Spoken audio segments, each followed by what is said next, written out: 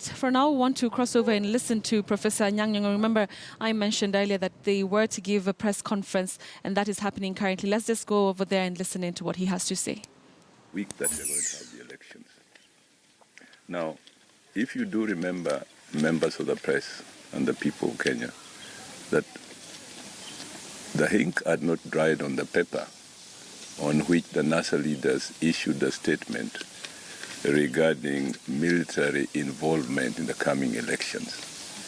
Now, the army spokesperson who did confirm that training for such persons had been taking place in public, because that is what he knew from reliable sources in his own army, and the spokesperson of which he was, Miss Colonel Joseph Owuoth, was, after the issuing of the NASA statement, ordered to go on compulsory leave and ordered to proceed to his home in Koru until further notice.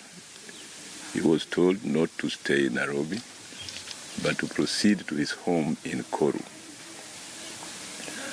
And he was also told not to address the press on that particular issue. He did talk to his family,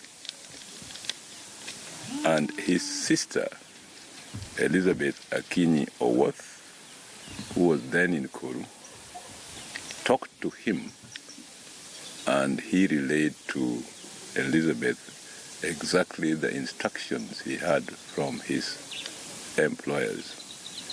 He therefore was prepared to proceed to Koru. He boarded public transport in Nairobi. He was in constant mobile communication with his sister.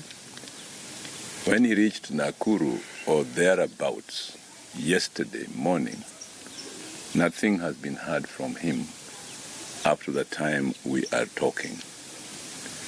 Again, going by the events that finally led to the discovery that our late brother Chris Musandu had died, it seems as if that script for the disappearance of Colonel Joseph Owuoth had actually been written. And as we sit here now, his family in Koru is extremely distressed. They have been making frantic calls to friends of Colonel Joseph, otherwise called JM, and no positive news is coming. We, therefore, as leaders in this country, particularly so close to JM's family, we again demand from the army and the Kenyan government a public statement as to the whereabouts of JM. We would not like, and it would be extremely tragic, that person who was simply relaying an information as best he knew is not only sent to leave, but sent on a trip that ends up in the loss of his life. So we appeal to the government as we sit here that JM should appear in Koru, in his home, where he had been ordered, and army personnel usually obey orders, and any interruption with the obedience of that order is highly suspect. Thank you. So in all this, we still know that there's a provocation that has already been orchestrated and well planned. And we want to ask our people in this region, especially in the Kisumu, to be calm. Because we know after losing this great man from this region, Chris Musandu, it was meant to provoke us so that we could have less turnout of people next week, which is just a few days from now. And therefore, it is my plea, together with our leaders, that we need to be calm as we trying to push the government to tell us who are the killers of Chris Musandu. And I also want to tell this government that we need JM alive. We do not want to see another one being killed, another Kenyans who has given their lives to free, fair, and credible elections to be intimidated or killed. And therefore, we hope by the end of the day today, we want a report from the government whereabout is JM. His family are pleading, and so do we, the leaders from this county of Kisumu. But again, it is a message that I want to send to our people in Kisumu, that we need to be calm. We are ready for next week general elections.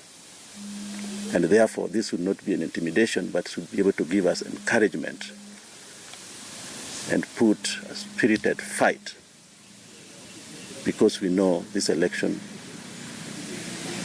is for us to win. And whatever the government want to try to do to intimidate us so that we engage with these soldiers who have been sent around Kisumu here, so that we start early engagement in violence, we will resist from that and wait on Tuesday and send this government home, this rogue government. And we are ready for it. And it's my appeal, and I'm appealing to all our peoples, all our leaders in Kisumu County, our people at Kondele. We know it is so painful to lose Chris Musandu. And we know the intentions. And therefore, please, just be calm and we get ready for this exercise. Just a few days to go. And whatever provocation they want to try, we want to desist from it.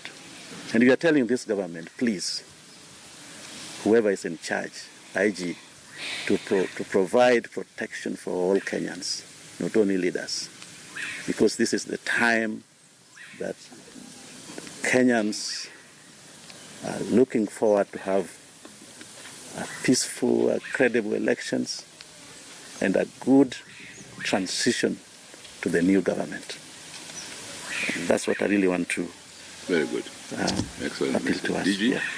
Yeah, I join my colleagues and indeed all patriots of our great country, Kenya, in looking forward to a new Kenya, in looking forward to a new tomorrow, a Kenya where there'll be no senseless loss of life, like has happened to our very good friend, a patriot, a hard-working Kenyan, a family man, Chris Musandu. We are looking forward to a Kenya where there'll be no more disappearance, as has happened to our very good friend, JM. I want to encourage all Kenyans of goodwill to exercise their democratic right come the 8th of August 2017 and to put in place a people-responsive government and to put in place a leader who will view all of us as Kenyans and not based on the regions where we come from. It is so painful, but we know that it is only a few days. It's only a few days. Our time has come, and it will come to pass. Yes, I want to say something. Senator, you want to say something? It is too much. Let them ask something. By the way, Senator Moses Kajwang has just arrived from Homa Bay. And of course, you know Mheshimiwa Owuoth from Nyakachi. Mheshimiwa Rosa Bui, the indomitable Iron Lady from Western.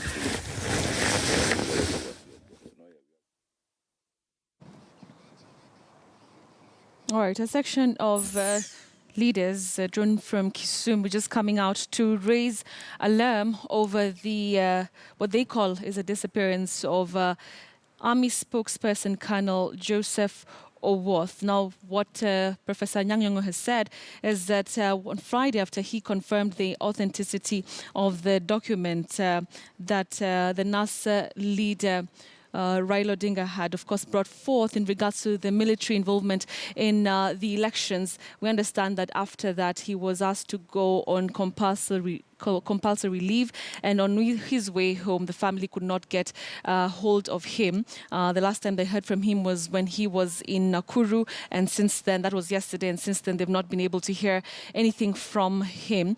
And of course, the leaders, they're just raising concern over the missing of Joseph Owuoth, who is the Army spokesperson. We'll be getting back to the details here, but I understand also